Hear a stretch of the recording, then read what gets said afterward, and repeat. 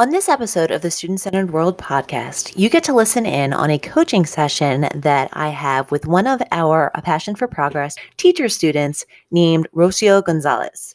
Rocio is a teacher of English as a second language right outside of Mexico City, and she went through our course this summer of 2020. She saw the excitement behind student-centered learning, couldn't wait to get her hands on it in her own classroom, but even though she went through the course, she did have some questions that are fairly common to help clarify to make sure this goes as smoothly as possible for her students. Today, I hope you get something out of listening in as well. And if you also have any questions when you're finished, you can feel free to reach out and I am happy to help. Welcome to the Student Centered World podcast, where we talk about all things hands-on teaching and keeping your energy and sanity in the classroom. This teacher turned consultant is making it her mission to help as many teachers as possible become the best version of themselves and keep their passion for teaching on fire. It's her hope that we never forget why we desire to have a passion for educational progress. This is Student Centered World, and this is Jen Bry Soccer. All right, so in getting started, why don't you just tell everybody a little about who you are, what you teach, where you live, all that fun stuff. Okay, well, my name is Rocio Gonzalez, and I live very close to Mexico City. I am an English as a foreign language teacher, and I teach at elementary level in 5th grade, but it's different from the 5th grade at the United States. Kids here have a lower level of English, so we're taking things little by little. I'm married. I have 2 kids. Well, they are not kids, they are teenagers, and happy to be here. Awesome. Yes. And our kids are always our babies. Mine are 9 and 7. And I tell them that all the time. The older one, he's getting into that like too cool for school stage. And he's like, no, I'm not a baby. I'm like, no, you will be my baby forever. Like Forever. Yeah, sure. So to kind of give people who are listening a little bit of a backstory, you are one of our A Passion for Progress students. You made your way through the course, and then you had some common questions that I see just sort of tying together all the loose ends. So we wanted to come together today and have a discussion about what the answers to those questions are and try to help you fulfill what you're trying to do in the classroom, as thoroughly as we possibly can. So yes. Before we kind of go into those questions, talk about your journey on deciding that like the course was for you, that, you were trying to find that was the missing piece that you were looking for, that this is the direction you want to go in. Like, talk a little bit about teaching before you found the course. Well, I think that as teachers, we always have a passion to go further, to learn more, to be updated with things that come up. When I don't know if it was at Instagram or where I saw one of your posts, and I actually don't remember what it said, but it caught my attention. So I started paying attention to what you wrote, to what you posted, and the idea that the students are not the same today as they were in previous generations, that they do not learn the same way, totally caught my attention. I had already acknowledged that because I know, I learned in a different way. I used to sit still, I used to listen, I used to memorize, and it worked good. But today, the exact same way is not working. So I needed to go further, to do something else, to learn something new. That's why I thought this course would be good for me. And the idea also that students are in charge of their learning, that it's not the mean teacher giving them a low grade. It's because they didn't comply with certain things that were asked from them. So all of that, I wanted to be integrated into my classes. Absolutely. And I think that's one of the biggest I don't want to say misconceptions, but people have this idea that, it's always been done this way. Education's always been done this way. Every generation says like, oh, that the young kids now, blah, blah, blah. But Generation Z really, truly does learn differently. They've lived in a technological world in one fashion or another their entire lives now. And they just they're extremely passionate about things, but they need to want to invest themselves in what they're doing. So if they're not excited about something, they're just going to move on to the next thing because their attention spans are so short compared to where students have been in the past, or even people have been in the past. It used to be, I forget the exact years, but in the early 1900s, the average person's attention span was like 20 minutes, somewhere in there. And now it's 8 seconds. Because we're so used to, this pop up and this app and this is on the TV and, it really just changes how the brain is wired and structured. And that's why this method really does work well for them because it makes them interested. And then they start learning by accident, which is what I like to call it, because they just think that they're enjoying what they're doing and they don't realize that they're actively taking in the information at the same time. So I think that that's a really great point that is missing a lot of times because people don't realize where the disparity is in why they're not learning the same way as previous generations had, for sure. So you did, I believe that we had talked a couple of times on Instagram, so that was probably where we had originally found one another. That's when I learned about the Passion for Progress course. Gotcha. And I thought about it for over a week. Yeah. Because, it's an investment, definitely. But in the end, I decided it was for me and I do not regret it. Well, that's good to hear. The investment piece is always huge because we know as teachers, we're not making millions of dollars or anything like that. And it's hard to invest. But when we think about, people who go and get a cup of coffee every day, or, they go out and grab some lunch every day. If you stop doing that for just one day a week, you can invest in your career that's going to change everything. You're going to enjoy being in the classroom again, and your kids are going to be engaged, and your supervisors are going to want to know what you're doing, and your stress level just goes down because it just all adds itself together. And a lot of schools do have programs where you can get reimbursed for professional development, or, they'll pay it right up front. Not all, but a lot do. So it's just a lot of different options to look into to try to figure out that financial piece. So you made it through the course, and the whole concept behind the course is as you work yourself through, you are actively planning either a lesson or a unit, and then when you're done, it's ready to go. I listened to everything. I read every article you included. I am excited about it. I do want to implement it. But when I started to implement it, it didn't work so well because, as anything new, you make mistakes, right? So I tried to do it since it is English as a foreign or a second language. They need to acquire many different things. It's not just like history that you can talk about a whole topic and everything around it. Here, books are designed in a way that they do talk about a topic. In this case, my first unit is about life experience. But I think I didn't get the idea of developing my activities around that big topic.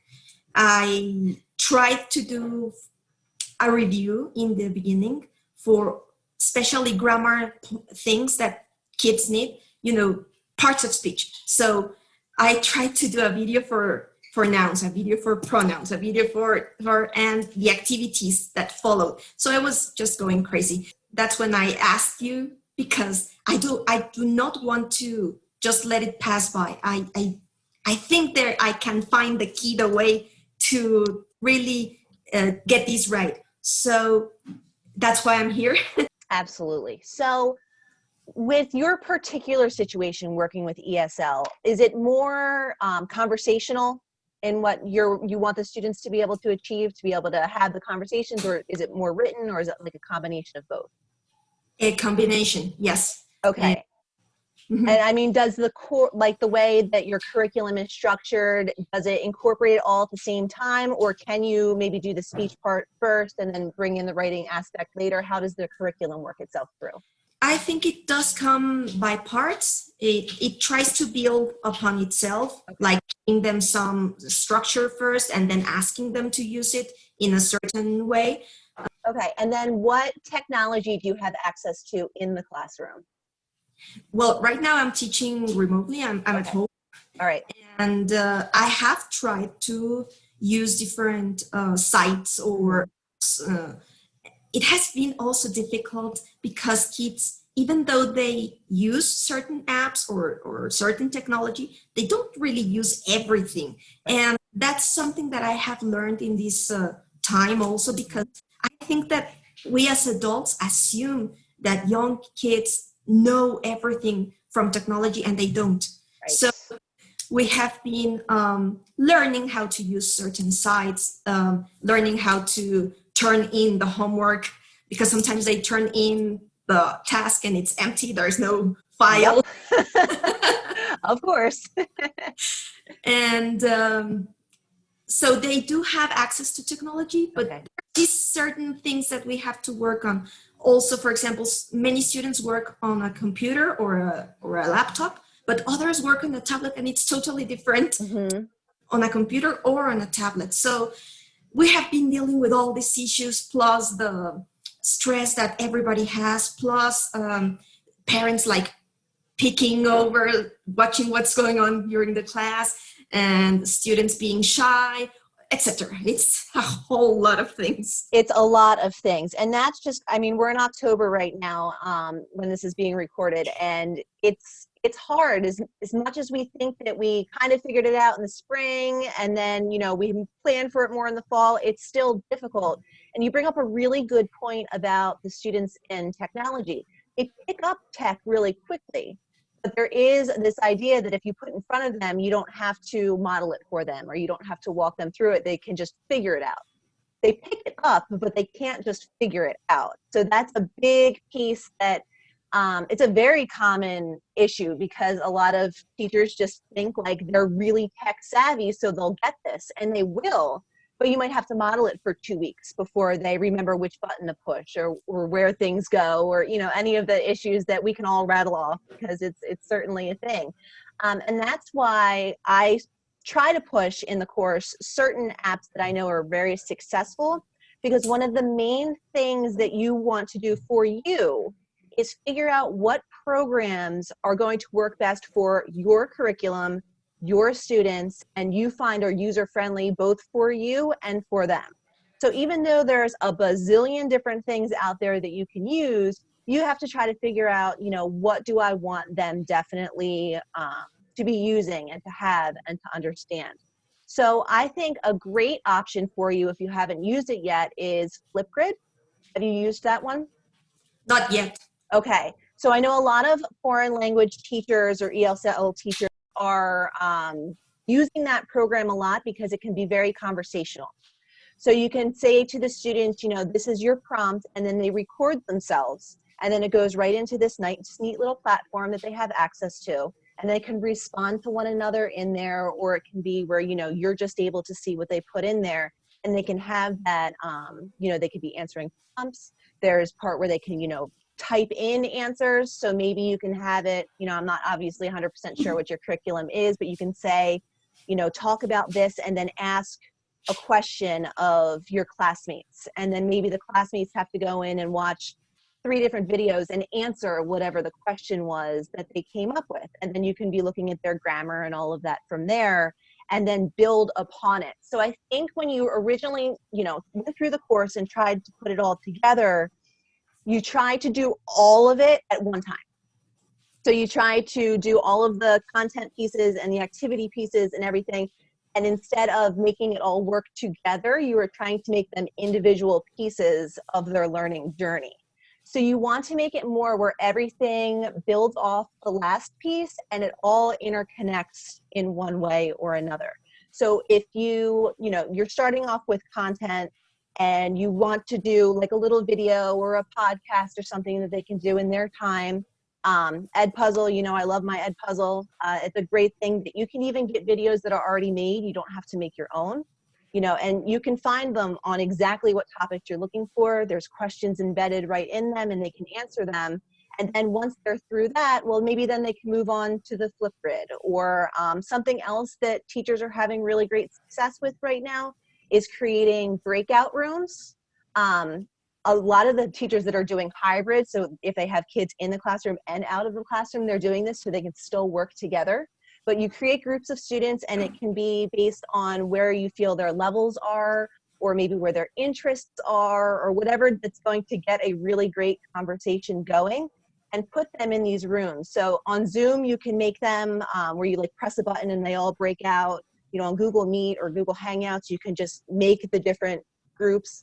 As the teacher, if you want to be monitoring all of them at the same time, if you have multiple groups and you have multiple pieces of tech, that seems to be the only workaround right now. I think they're working on trying to make that a little bit more accessible, that you can kind of click through the different places. But if you had a tablet, a computer, and your phone, I don't know, you can have each group open so you can see what's going on, or you can just pop in and out, which is sort of how I always did things.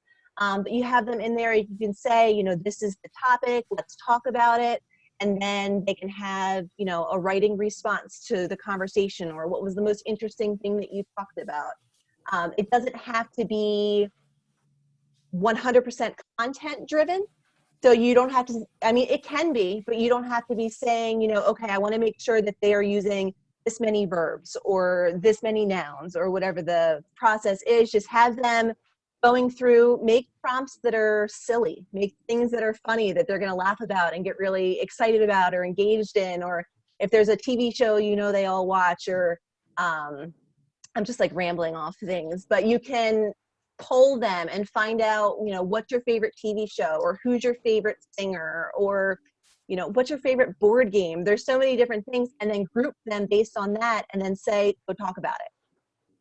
Different things that will engage them, but that's where that accidental learning comes in. So they're now doing something that they think is just ridiculous and fun, but you're sitting there and you're also paying attention to, okay, you know what? It looks like they're struggling when they get to this point here, or it looks like they need a little bit more work on this aspect of it. And then when you build your next lesson, you can focus in on that part. So you might still be doing the conversations or, the writing or the activities or the simulations that you find online, but you're tweaking it to what the students need to be doing and what they need to be focusing on a little bit further. Sometimes you have to break them into groups based on that. So say, you have the groups and you listen through and these 4 kids really struggled with punctuation. I don't know. You can make them in the next group together, and what you're giving them is you're having them focus on that key piece.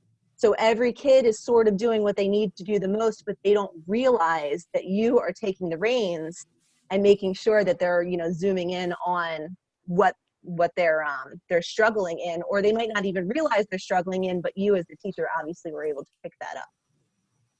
Okay, so you would do this when you have already had some time with them, when you know them a little bit. That's the way that you group them. These kids need to work on sentence structure, and these kids need to work on speaking, and such. After you've been working with them a little bit, absolutely. In the beginning, like I said, you can be asking crazy polls or anything that just sort of groups them together to get them interested. And then as the teacher, go in and say, okay, this child definitely needs more on this child needs more on that. Even if you're using an Edpuzzle and you see these kids really struggled on question 3, you could put them together to work with them on something for that.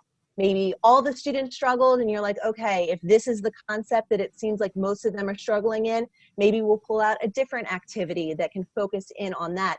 But it's helping you differentiate for every single student, because you're able to see in real time most times what the struggle is and where you need to go. So if you, in a traditional curriculum and planning out lesson plans, you say we're going to learn this on this day, and then this on this day, and this on this day. But there might be kids on the second day that don't really need to focus on that because maybe they already know it. While there's other ones that have no idea, no concept of what that is. So as you're breaking them down and moving them forward, you're seeing who needs more help where, and you're able to give them that extra instruction. Okay, that doesn't have to be done every day, right? No, not at all. Okay, because that's where I feel very pressured. I just don't have the time to differentiate activities for every day. What I've been working on right now is like giving them their base knowledge. I have already done it with videos, and they are getting used to that way of working. Sure. But I mean, for every day, for me, it's impossible, at least at this point, like to make the breakout rooms and differentiate. So I am taking it little by little. I was at the end of each unit in my curriculum, there's a project. So I was thinking about making the choice boards point. We already had one activity where I gave them a very, very small choice board. It had only 3 options, but they loved it. They went crazy about it, and it did also along with them, because when I saw how excited they were about it and the beautiful things that they came up with, I was totally out of my senses. My kids told me, my son and daughter told me, what was going on with you today? You were shouting. And I was like, well, I was super excited to see what my kids were doing.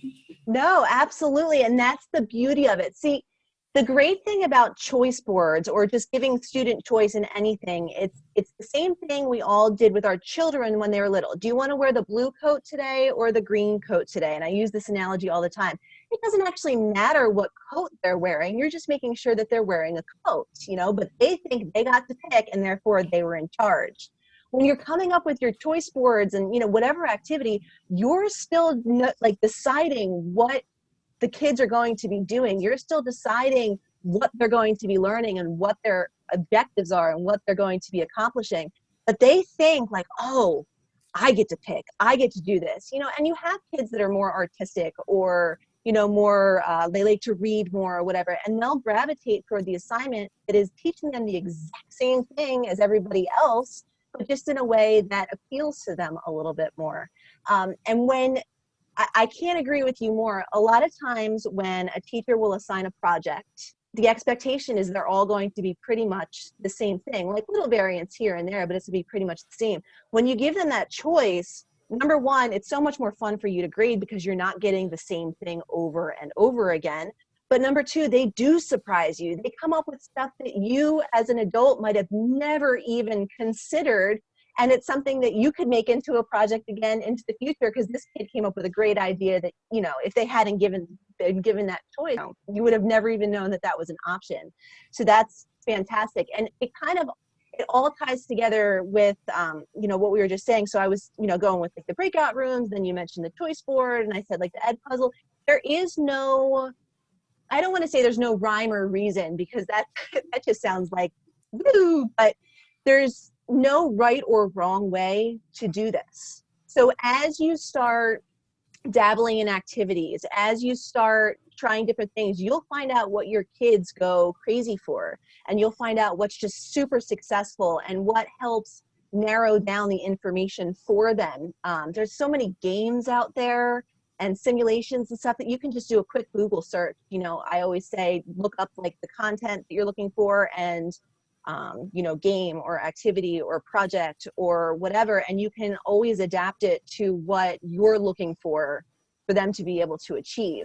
And that's why in the course we talk about backwards design so much, because it's what do you want them to get now, what can get them there, how much time do I have to get them to that spot.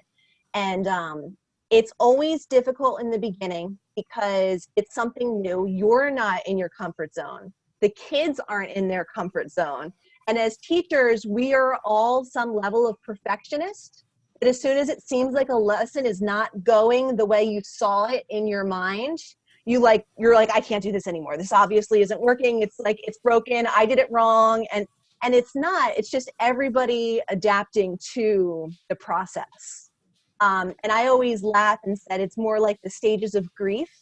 I taught high school history, and the kids would come in and I would say, listen, I'm never going to show you a PowerPoint presentation, and I'm never going to lecture to you, and you are never going to take notes. And, you just saw like their brains ooze out of their ears. Like, are you kidding? This is fantastic. And they think that this is history, because that's what you do in a history class traditionally. And as they start going, you get kids that start getting angry or upset because it's like, we have to do something in this class every day. Why do you have us moving? Why do you have us talking to each other all the time? Can't we just sit back and you tell us the stuff? It's like, no. But then all of a sudden you see this tipping point of like another kid buys into it and another kid buys into it. And then all of a sudden, all the kids understand. You come in, there's going to be something crazy waiting for you that day. You never know what's going on. They love it and they get excited. I've done crime scenes in my classroom. I've done pen pal experiences. That might be something that you might like to look into as well. There's a website called ePals. I think I might mention that in the course. But you can find teachers all over the world that are looking to connect with students, whatever grade level or whatnot, to do a similar project as you, or to have just conversations or whatever. So I did multiple different pen pal experiences based on the units that we were in. So, I did a really fun is not the word I'm looking for. I did a great project once with a class in Germany comparing World War II in America and in Germany. And I actually learned so much out of it because, you think Germany during World War II and you think Nazis and Adolf Hitler and all this, but this particular school was from the Eastern side. So their whole viewpoint that they got from their grandparents and everything was how the Russians came in and Russians, they destroyed, and they did, but that was their reality. And we just think, Hitler took over, and they had a very different perception of, what the atrocities of the war were. So it was like absolutely fascinating. But I just went on ePals and I messaged a couple people that were there saying, hey, do you have any interest in doing this? And one teacher was like, this sounds fantastic. Sure. And it was great. And, I did a letter writing project. I did a couple of different ones, but one we did ancient empires, and we discussed like why they all fell. And then we had the kids write letters to the President of the United States saying, listen, we shouldn't do the things that were done here or here or here if we want to stay strong. And I sent them to the White House, and we got a letter back from the president. It was a form letter, sure, but it had the official White House seal on it and everything, which like is totally cool, and it's just little things that you kind of think outside the box. Because again, as teachers, we think so, this is the curriculum and we need to make sure that we are doing, the worksheets and the readings and the stuff that we were all taught how to teach. But when you think of this generation that was in our classroom and you think outside the box just a little bit, they'd come in and just get so excited for whatever it is that you had waiting for them because they never knew what was coming. Yeah, that sounds awesome, actually. So it's like trial and error, right? Mm-hmm. Absolutely. You try something, you teach it to the kids, like using a site or something. Mm-hmm. Then you try the super activity that you thought of, and if it works, good, you continue working on that. Maybe you have to tweak it when you have a different class. Right. Also, you don't have to do everything at the same time, right? No. You have to use all the wonderful sites or apps that are out there at the same time. It's just little by little, right? Yes, you have to just try to figure out, what do I want them to be able to accomplish? And what's the best way for me to have them do that? You don't have to have them, okay, we're in a new unit, so we're going to do the breakout rooms and we're going to do the, you'll find a groove that works for you. I always had my kids start with an Edpuzzle. Before we would start a unit, I would give them about a week and say, make sure you watch this. For my regular level kids, it was always like a 10-minute video. For my honors kids, it would be a 40-minute video, but they had to go through just to get the content knowledge before we started. And then it was very project-based or hands-on or simulations or games or whatever to kind of work them through understanding the content that they had gotten, during that flip of the classroom further. And that's one of the things that, I try to explain when you do flip your classroom like that. saves you more time, because the traditional method is you teach the students the information, you send them home with some type of homework. When they're doing the homework, that's usually when they have the most questions. So either they end up not doing the homework, or the homework is not done well. And then they come back into class and they have questions, and you have to revisit what you had already done to help clarify that. When you do the flip, they're learning that content before they see you.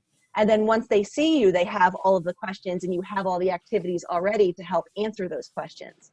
So it's more time efficient to do it that way, and the kids learn more because it's not this back and forth constantly of trying to make sure that they're all on the same page. And then you have the kids that don't ask questions, and you don't know, if you're actively teaching all the time, you don't have that time to interact reverse with them to find out what's not really sticking. So when you flip it all around, you're able to find out each kid, you know, where they are and what they understand or don't understand. You could have a quick 3-minute conversation with a student that makes everything make sense for them. But if you didn't know they needed that little talk while other people were doing something, how would you ever know? Of course. Okay, and I did have an experience like that already, like giving them their video, answering the questions. The kids who did the homework got to play. And the kids who didn't, I took them to a different link, a different room, and they had to do their work. Yes. And I did hear one of them saying, in the other room they're playing. So Exactly. It's what I like to call positive peer pressure, because they want to be able to do the fun thing that everyone else is doing. So, you know, and another thing I explain in the course is if they're doing the flip, that is that basic content knowledge that they need to know from the curriculum.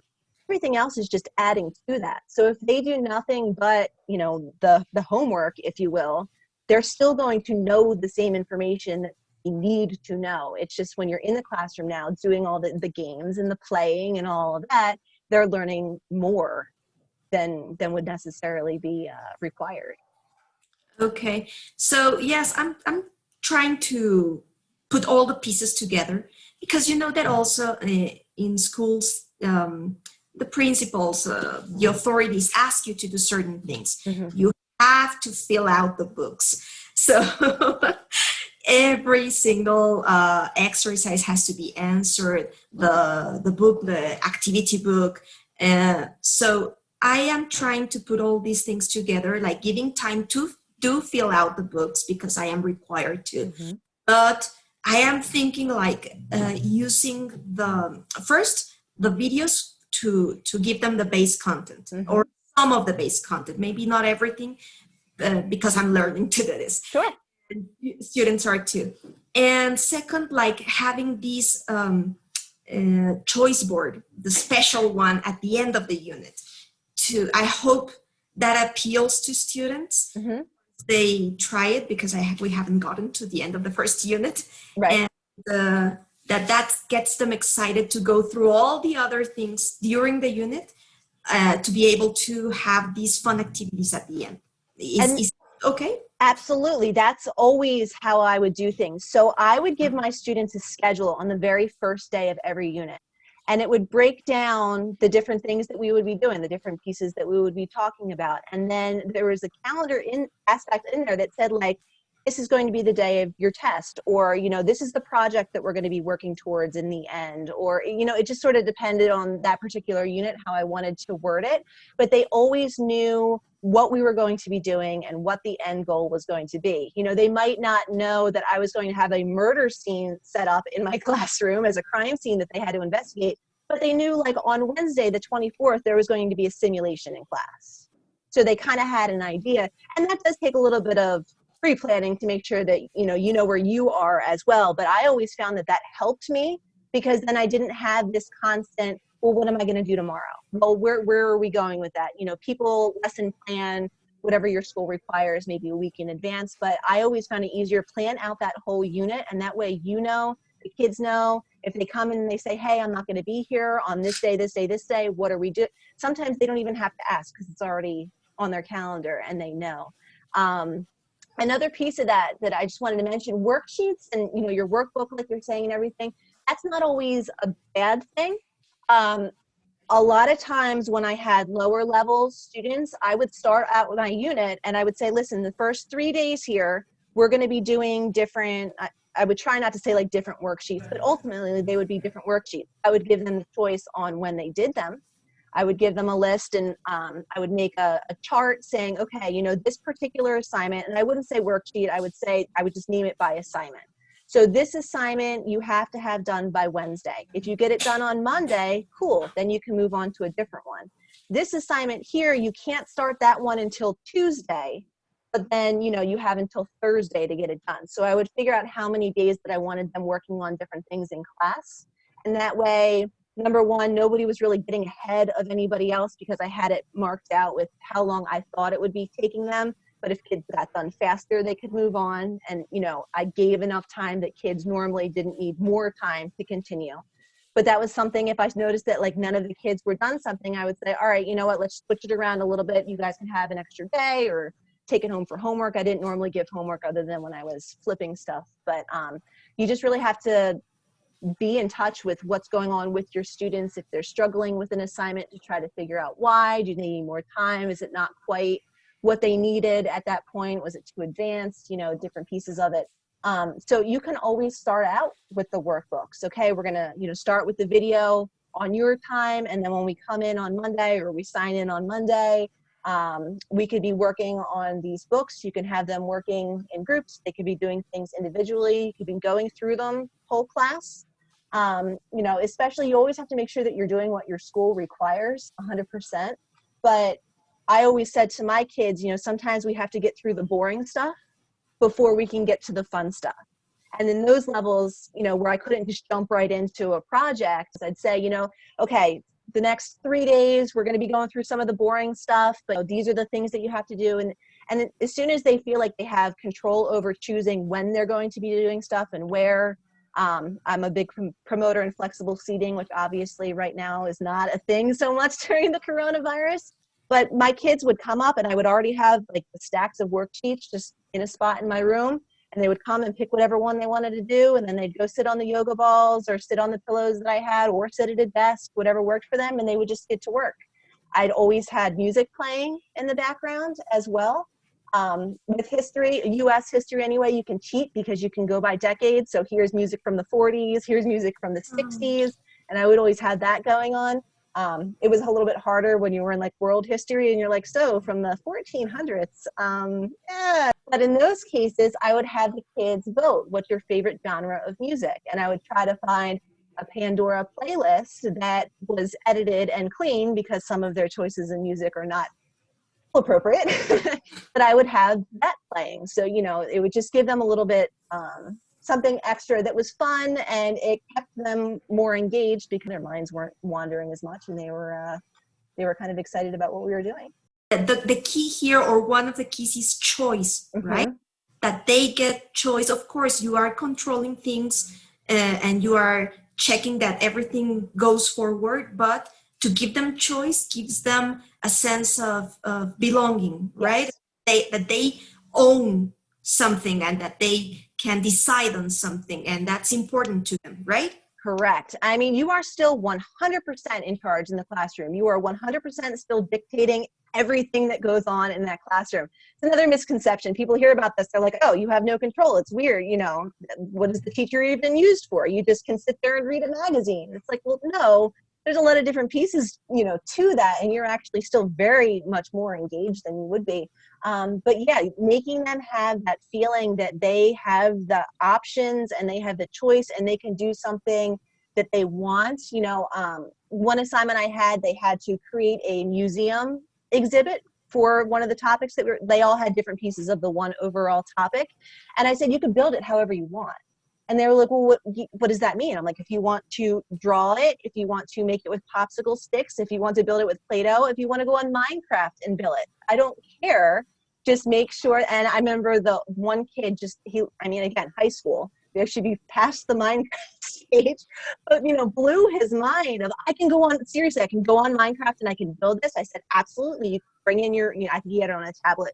I'm like, bring it in tomorrow. You can work on it. And he was so excited to build his little replica on Minecraft, and his other classmates joined in, and you know, because you can friend each, I don't understand how it works. My kids play, but I don't get it. You can, you know, friend each other on there and go on and build together, and they thought it was great. But at the end of the day, they're still all showing the information that they need to be showing. They're just doing it in a way that they like. Okay, yeah, also I remember before I knew all about this student-centered classroom, but still they had to do a presentation about something I don't remember. But the point is that they saw, I think I put like a sticker with my Bitmoji, and one of the students asked, "Can I make my presentation with Bitmojis?" Yeah, sure, go ahead. And it was really good for her because she did get engaged. Yeah, I've done video assignments before instead of like in-class presentations where they have to film it on their own, and then like we watch them together as a class or something. And I had one girl that was a selective mute, like did not speak in class, and it was fine. But in their little, they made it like a TV show, so they did commercials. And this girl went to Target, and it was Halloween time, and was putting on costumes and was doing like commercials for, and like we had never heard her speak before, but she was like in her element doing that, and everyone was so excited because we were like, oh my gosh, it was like so exciting to have her engage with that. And then one time I did a video documentary, and every person had a different event from the war, and I ended up bringing them all in, and then I edited it and put it all into one giant documentary, and we sat there in class and went through it, and they had to do voiceovers explaining what was going on, and it explained the entire thing. So they all would get excited, like, oh, my part's coming up, or they would hear their friend's voice, be like, oh, that's so-and-so, you know, and it engaged them so much more than if I had actually showed them a 40-minute documentary on the exact same thing that they created themselves. So it's also, as you say in the course, it's a mind shift, beginning with the teacher, right? Because, yeah, we are so used to the worksheets that we can't think of anything else. Right. And I see that it's really important to make these connections with the real world. Yes. And of course, in a controlled setup. Well, I think I have a lot of homework. And it's, when I first started student-centered learning, I wish I could go back and just apologize to all of those kids. It was a good 2 years where I didn't get it, and there was nothing out there that explained it. And our administration was just saying, do it, but wasn't giving us any guidance. So my mentality was, well, if I give them the worksheet, then they're doing it on their own, and I'm not telling them, so that must be student-centered. And I think I had at least an entire year where I was just like, okay, guys, come on in. Here you go. Like, and I didn't realize that them doing busy work is not the same thing. And it took me, I mentioned it in the course, it took me 5 years to really nail down this system that worked for whatever level I used it in. If, you know, my highest flyers and my lowest low, like you have to tweak it for sure. Every time, you know, you might have a project that goes beautifully 4 years in a row, and then all of a sudden you have a group of kids come in, you're like, this is not going to work for them.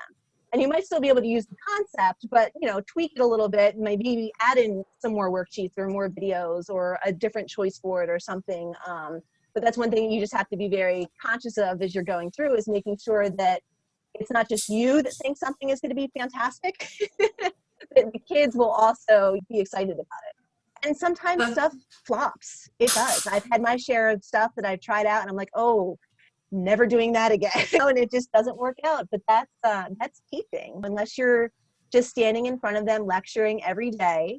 But even then, you find out sometimes that flops when the tests come back and they are not what you thought they were going to be. So teaching is constantly making sure that what you're doing is working for your students.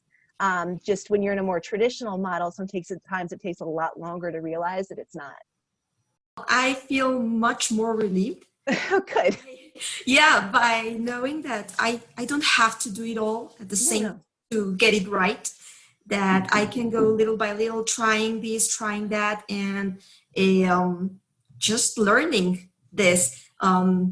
It's a totally different thing from the way I learned, and probably from the way I learned how to be a teacher. Right. I think it's totally worth it. So Absolutely. I'm in for it. Good. I'm sure I will have more questions, And that's fine. but for now I'm good. Thanks a lot. Oh, you are so welcome. You can find me on, well, I mean, I'm there on Instagram. We have our Facebook group. You can ask questions, especially other people that are doing the same thing. And anytime you have questions, you can certainly feel free to ask. Thank you so much, Jen. You are welcome. So if anybody wants to come find you to see, maybe there's another ESL student or teacher out there that's trying to piece all this together, what would be the best way for them to contact you? I think it would be probably my mail. Okay. Which is bendixen@live.com.mx. I really appreciate your time. I really appreciate that you are so close to people and willing to help. I would have never thought that the owner, the developer of a course, would be interested in answering my questions. So thanks a lot. And again, that's why I do this. I left the classroom to try, because I started doing workshops in person and I really liked doing them. And I realized I could have a reach on so many more students than just the ones that I had.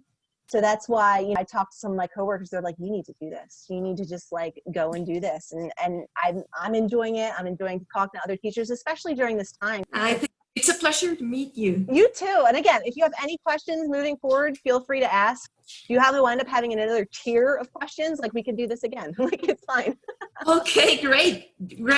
Thank you so much. Awesome. Enjoy the rest of your day. You too. Thanks. Bye. Bye.